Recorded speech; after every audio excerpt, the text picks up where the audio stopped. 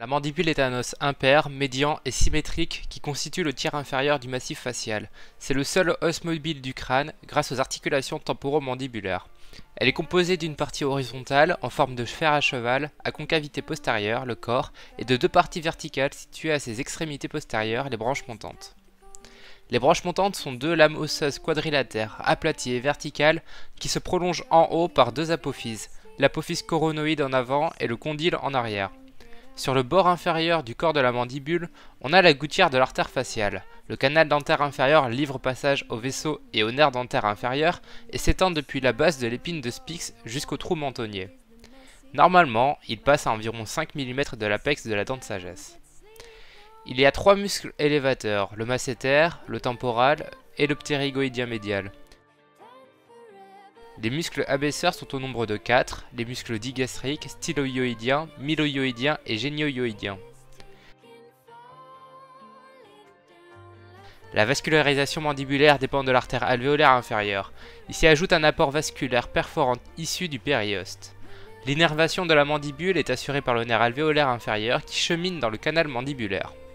Au niveau des traitements des lésions osseuses, ils varient selon leur type et leur localisation. On distingue le traitement fonctionnel, le traitement orthopédique et le traitement chirurgical. Le but du traitement est de rétablir les fonctions liées aux différents mouvements de la mandibule permettant la mastication.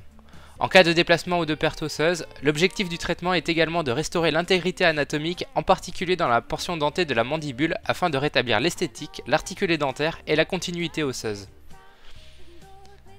Les différents moyens de traitement sont le traitement fonctionnel, utilisé en l'absence de déplacement minime ou nul avec une orientation du trait de fracture favorable par rapport à l'action des forces musculaires.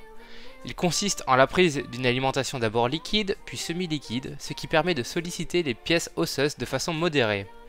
De plus, la consistance est augmentée progressivement, favorisant la consolidation en environ 45 jours. Il reste la base du traitement des fractures condyliennes en complément des thérapeutiques orthopédiques ou chirurgicales. Le traitement orthopédique est utilisé seul ou en cas de contre-indication au traitement chirurgical ou avant celui-ci. Il fait appel à une solidarisation des dents qui sont employées comme fiches d'un fixateur endobuccal. Selon l'importance des fractures, on a recours à une contention monomandibulaire ou bien à un blocage bimaxillaire. Alors, la contention monomaxillaire consiste à l'emploi de gouttières, d'arcs métalliques modelables maintenus par des ligatures péridentaires au fil d'acier, d'arcs collés sur des braquettes ou renforcés par une attelle en résine. La mobilité mandibulaire est maintenue, mais une alimentation adaptée est nécessaire. Le blocage bimaxillaire relie les deux arcades dentaires au moyen d'arcs métalliques ou de vis maintenus par des ligatures péridentaires et associés entre eux par des fils métalliques ou des élastiques. La mise en bonne articulée permet la réduction des déplacements. Le traitement chirurgical est le traitement le plus utilisé actuellement en raison de son confort. Il existe plusieurs méthodes selon les techniques d'abord des lésions et le type de matériel utilisé. On retrouvera les méthodes intrafocales. Elles permettent de réaliser une synthèse des segments fracturés permettant leur contention. Cette ostéosynthèse peut être réalisée par du fil d'acier, des vis monocorticales ou bicorticales et des plaques métalliques vissées. Les voies d'abord. Les voies chirurgicales classiques sont vestibulaires inférieures et doivent être réalisées à distance de la gencive attachée. Au niveau de la région parasymphysaire et de la branche horizontale, l'émergence du nerf mentonnier en regard de la zone prémolaire doit être repérée et ménagée par une dissection prudente. Les voies cutanées, bien que moins esthétiques, sont parfois nécessaires lorsque l'abord endobuccal ne permet pas un accès suffisant au foyer de fracture, notamment au niveau condylien ou angulaire. Technique d'ostéosynthèse par vis. Les vis sont placées dans la corticale. Ostéosynthèse par plaque. Différents types de plaques fixées dans l'os au moyen de vis monocorticales. Les maxiplaques, réservées aux paires de substances étendues ou aux fractures comminutives, et les mini-plaques les plus employées à la mandibule. À côté de ce matériel métallique sont apparues récemment des plaques réservables. Les méthodes transfocales et parafocales sont peu utilisées dues à la rareté des fractures comminutives. Il existe d'autres méthodes chirurgicales comme les greffons osseux, mais aussi les lambeaux composites. Au niveau des traitements des fractures de la mandibule, devant tout traumatisé de la face, il faut rechercher des traumatismes potentiellement plus graves qu'une fracture de la mandibule. En effet, il convient d'éliminer une atteinte respiratoire et neuroencéphalique. Le choix du traitement et de la technique opératoire va dépendre à la fois du type et de la localisation de la lésion osseuse. Il va falloir assurer la réduction du déplacement des éléments osseux fracturés en se basant sur le respect des rapports interdentaires. Nous allons maintenant voir pour chaque type de fracture le ou les traitements qui sont indiqués.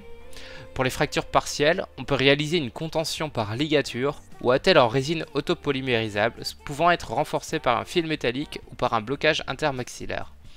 Concernant les fractures complètes, elles peuvent être non déplacées ou déplacées, et dans ce cas, elles sont soit unilatérales, soit bilatérales. Dans un premier temps, nous allons voir les fractures non déplacées. Lorsqu'elles sont localisées au niveau de la branche horizontale ou de l'angle de la mandibule, on a la plupart du temps recours au traitement fonctionnel. Au niveau de la symphyse, le traitement orthopédique est plus souvent utilisé. Si elles intéressent le coroné, une simple surveillance clinique et radiologique est nécessaire. Les fractures de la branche montante sont traitées par des traitements orthopédiques et fonctionnels. Lorsque la région condylienne est fracturée, le traitement fonctionnel est plus souvent privilégié. Dans un second temps, étudions les fractures déplacées. Pour les fractures unilatérales, les fractures de la portion dentaire sont dites ouvertes, avec un risque septique élevé, d'où la nécessité d'un traitement précoce. Elles peuvent se retrouver au niveau de la branche horizontale. Dans ce cas, on peut réaliser un traitement orthopédique ou chirurgical en cas de déplacement important. Concernant la région angulaire, le traitement chirurgical semble être le plus approprié. Les fractures de la portion non dentée, quant à elles, concernent la branche montante. Lorsque la fracture est déplacée, on a recours à un traitement chirurgical.